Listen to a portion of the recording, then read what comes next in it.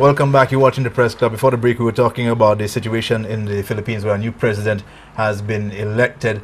Despite some outrageous statements, or what some would call outrageous statements, the Filipinos don't think they're that outrageous. They voted him in. A large turnout that they posed, I think 40 million out of 53 million eligible voters showed up. When we look at what's happening in the Philippines, we look at Donald Trump's outrageous statements, and I think we've established that some of those statements were just made to keep himself in the news, keep himself relevant. As we approach the election date, as we approach him having conversations with the Republican Party to endorse him, are we seeing a calming down of Donald Trump? Are we seeing a more conciliatory approach by Donald Trump? And we're talking about independent candidates who are able to pull the disenchanted voters across. Can somebody in St. Lucia pull off a similar feat? Well, first of all, I don't think we have similar situations. Right. But nonetheless, I did. I'm talking in terms of people who are disgruntled with the established political. Yeah. Well, I think each party, considering St. Lucia is a country where the two parties are normally evenly placed in terms of the popular support, and in a situation where the results of elections are normally decided by a floating 5,000 voters average, both parties have always had to find ways and means to appeal to those who are not yet on board. We're very much a two-party system. Third parties have never made it here. They are still considered not to have any place. And people move from one party to the other, not as much as a result of policy, but more as a result of personality. They may or may not like the person who is being offered as prime minister or as candidate, and it is on that basis they would unfortunately decide. It would seem to me that in that context, I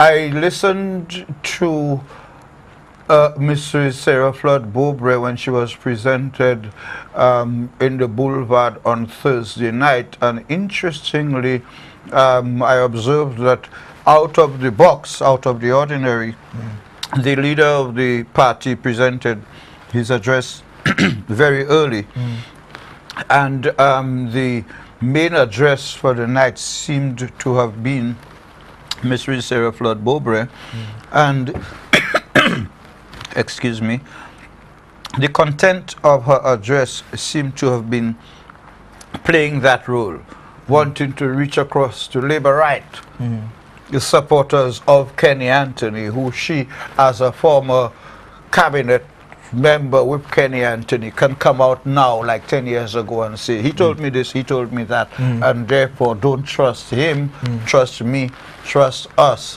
On the side of the Labour Party, there are several new candidates, the 6 new candidates that have been named and presented, and among them, I don't know whether there is a need for somebody who is going to be given that role, to what extent the Labour Party is really fishing out to win over the undecided.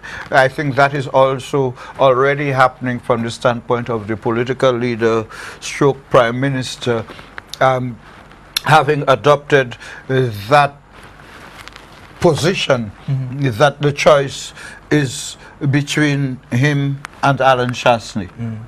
That it is, nobody people say it is between him and the Chastanet family, but I'm saying between him and Alan Chastanet, and I think that is where we have to look at. What are the issues in the election? The main issues, which party you want to run?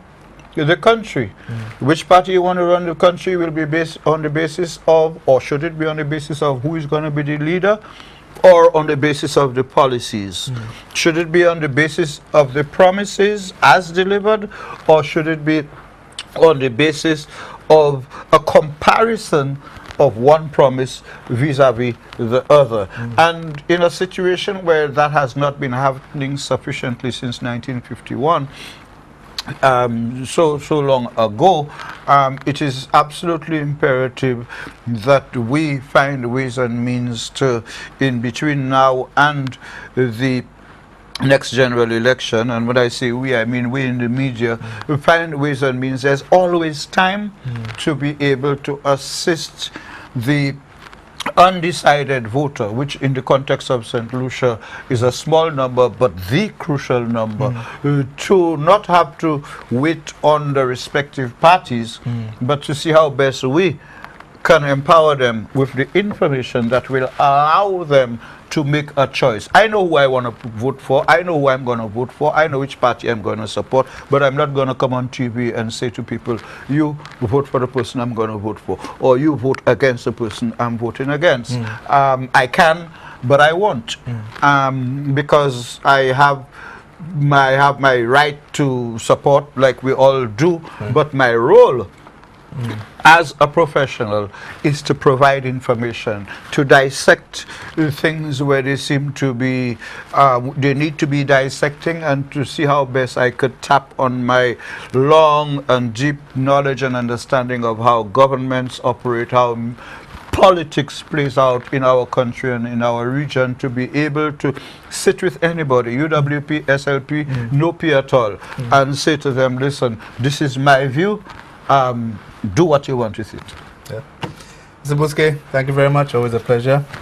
As always. And it's a pleasure having you tuning every week to us. Hopefully you'll join us next week for another program. This has been the Press Club. Have yourselves a safe and enjoyable weekend. We'll be back here next week, God willing.